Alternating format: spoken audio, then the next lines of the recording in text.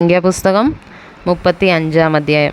യഹോവ പിന്നെയും യെരിഹോവിനെതിരെ യോർദാനരികെ മോവാബ് സമഭൂമിയിൽ വെച്ച് മോശെയോട് അരുളിച്ചെയ്തത്, ഇസ്രായേൽ മക്കൾ തങ്ങളുടെ അവകാശത്തിൽ നിന്ന് ലേവ്യർക്ക് വസിപ്പാൻ പട്ടങ്ങൾ കൊടുക്കണമെന്ന് അവരോട് കൽപ്പിക്ക. പട്ടണങ്ങളോടുകൂടെ അവയുടെ പുൽപ്പുറവും നിങ്ങൾ ലേവ്യർക്ക് കൊടുക്കണം. പട്ടണങ്ങൾ അവർക്ക് പാർപ്പിടമായിരിക്കണം. അവയുടെ പുൽപ്പുറം ആടുമാടുകൾ മുതലായ സകല മൃഗസമ്പത്തിനും വേണ്ടി ആയിരിക്കണം. നിങ്ങൾ ലേവ്യർക്ക് കൊടുക്കേണ്ടുന്ന പുൽപ്പുറം പട്ടണത്തിൻ്റെ മതിലിങ്കൽ തുടങ്ങി പുറത്തോട്ട് ചുറ്റും 1000 മുഴം വിസ്താരമായിരിക്കണം.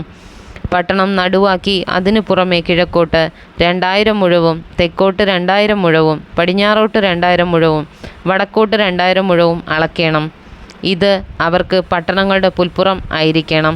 നിങ്ങൾ ലേവ്യർക്ക് കൊടുക്കുന്ന പട്ടണങ്ങളിൽ 6 സങ്കേത നഗരങ്ങളായിരിക്കണം. കുല ചെയ്തവൻ അവിടേക്ക് ഓടിപ്പോകേണ്ടതിന് നിങ്ങളവയെ അവന് വേണ്ടി വേർതിരിക്കണം. ഇവ കൂടാതെ നിങ്ങൾ വേറെയും 42 പട്ടണങ്ങളെ കൊടുക്കണം. അങ്ങനെ നിങ്ങൾ ലേവ്യർക്ക് കൊടുക്കുന്ന പട്ടണങ്ങളെല്ലാം കൂടെ 48 ആയിരിക്കണം. അവയും അവയുടെ പുൽപ്പുറങ്ങളും കൊടുക്കണം. ഇസ്രായേൽ മക്കളുടെ അവകാശത്തിൽ നിന്ന് ജനമേറിയവർ ഏറെയും ജനം കുറഞ്ഞവർ കുറേയും പട്ടണങ്ങൾ കൊടുക്കണം. ഓരോ ഗോത്രം തനിക്ക് ലഭിക്കുന്ന അവകാശത്തിനൊത്തവണ്ണം ലേവ്യർക്ക് പട്ടണങ്ങളെ കൊടുക്കണം. യഹോവ പിന്നെയും മോശെയോട് അരുളിച്ചെയ്തത്, നീ ഇസ്രായേൽ മക്കളോട് പറയേണ്ടത് എന്തെന്നാൽ, നിങ്ങൾ യോർദാൻ കടന്ന് കനാൻ ദേശത്ത് എത്തിയ ശേഷം ചില പട്ടണങ്ങൾ സങ്കേത നഗരങ്ങളായി വേർതിരിക്കണം. അബദ്ധവശാൽ ഒരുത്തനെ കൊന്നുപോയവൻ അവിടേക്ക് ഓടിപ്പോകണം. കുല ചെയ്തവൻ സഭയുടെ മുമ്പാകെ വിസ്താരത്തിന് നിൽക്കും വരെ അവൻ പ്രതികാരകൻ്റെ കയ്യാൽ മരിക്കാതിരിക്കേണ്ടതിന് അവ സങ്കേത നഗരങ്ങൾ ആയിരിക്കണം. നിങ്ങൾ കൊടുക്കുന്ന പട്ടണങ്ങളിൽ 6 സങ്കേത നഗരം ആയിരിക്കണം. യോർദാൻ അക്കരെ 3 പട്ടണവും കനാൻ ദേശത്ത് 3 പട്ടണവും കൊടുക്കണം. അവ സങ്കേത നഗരങ്ങൾ ആയിരിക്കണം.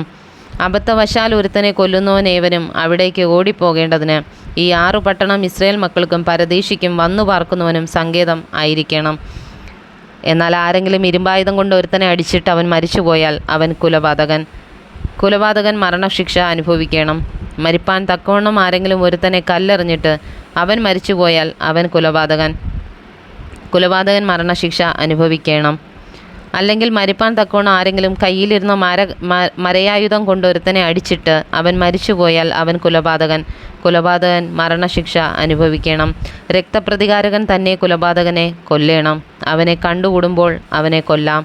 ആരെങ്കിലും ദ്വേഷം നിമിത്തം ഒരുത്തനെ കുത്തുകയോ കരുതിക്കൂട്ടി അവൻ്റെ മേൽ വല്ലത് എറിയുകയോ ചെയ്തിട്ട് അവൻ മരിച്ചുപോയാൽ, അല്ലെങ്കിൽ ശത്രുതയാൽ കൈകൊണ്ട് അവനെ അടിച്ചിട്ട് അവൻ മരിച്ചുപോയാൽ അവനെ കൊന്നവൻ മരണശിക്ഷ അനുഭവിക്കണം. അവൻ കൊലപാതകൻ. രക്തപ്രതികാരകൻ കുലപാതകനെ കൂടുമ്പോൾ കൊന്നുകളയണം. എന്നാൽ ആരെങ്കിലും ശത്രുത കൂടാതെ പെട്ടെന്ന് ഒരുത്തനെ കുത്തുകയോ കരുതാതെ വല്ലതും അവൻ്റെ മേൽ എറിഞ്ഞു പോകുകയോ അവന് ശത്രുവായി ഇരിക്കാതെയും അവന് ദോഷം വിചാരിക്കാതെയും അവൻ മരിപ്പാൻ തക്കവണ്ണം അവനെ കാണാതെ കല്ലെറിയുകയോ ചെയ്തിട്ട് അവൻ മരിച്ചുപോയാൽ കുല ചെയ്തവനും രക്തപ്രതികാരകനും മധ്യേ ഈ ന്യായങ്ങളെ അനുസരിച്ച് സഭ വിധിക്കണം. കുല ചെയ്തവനെ സഭ രക്തപ്രതികാരൻ്റെ കയ്യിൽ നിന്ന് രക്ഷിക്കണം. അവൻ ഓടിപ്പോരുന്ന സങ്കേത നഗരത്തിലേക്ക് അവനെ മടക്കി അയക്കണം. വിശുദ്ധ തൈലത്താൽ അഭിഷിക്തനായ മഹാപുരോഹിതൻ്റെ മരണം വരെ അവൻ അവിടെ പാർക്കണം. എന്നാൽ കുല ചെയ്തവൻ ഓടിപ്പോരുന്ന സങ്കേത നഗരത്തിൻ്റെ അതിർ വിട്ട് പുറത്തു വരികയും അവനെ അവൻ്റെ സങ്കേത നഗരത്തിൻ്റെ അതിരിന് പുറത്തു വെച്ച് കണ്ട് രക്തപ്രതികാരകൻ കുല ചെയ്തവനെ കൊല്ലുകയും ചെയ്താൽ അവന് രക്തപാതകം ഇല്ല. അവൻ മഹാപുരോഹിതൻ്റെ മരണം വരെ തൻ്റെ സങ്കേത നഗരത്തിൽ പാർക്കേണ്ടിയിരുന്നു. എന്നാൽ കുല ചെയ്തവന് മഹാപുരോഹിതൻ്റെ മരണശേഷം തൻ്റെ അവകാശ ഭൂമിയിലേക്ക് മടങ്ങിപ്പോകാം. ഇത് നിങ്ങൾക്ക് തലമുറയായി നിങ്ങളുടെ സകല വാസസ്ഥലങ്ങളിലും ന്യായവിധിക്കുള്ള പ്രമാണമായിരിക്കണം. ആരെങ്കിലും ഒരുത്തനെ കൊന്നാൽ കുലപാതകൻ സാക്ഷിയുടെ വാമൊഴി പ്രകാരം മരണശിക്ഷ അനുഭവിക്കണം. എന്നാൽ ഒരു മനുഷ്യന് നേരെ മരണശിക്ഷയ്ക്കുള്ള ഏകസാക്ഷിയുടെ മൊഴി മതിയാകുന്നതല്ല. മരണയോഗ്യനായ കുലപാതകൻ്റെ ജീവന് വേണ്ടി നിങ്ങൾ വീണ്ടെടുപ്പ് വില വാങ്ങരുത്. അവൻ മരണശിക്ഷ തന്നെ അനുഭവിക്കണം.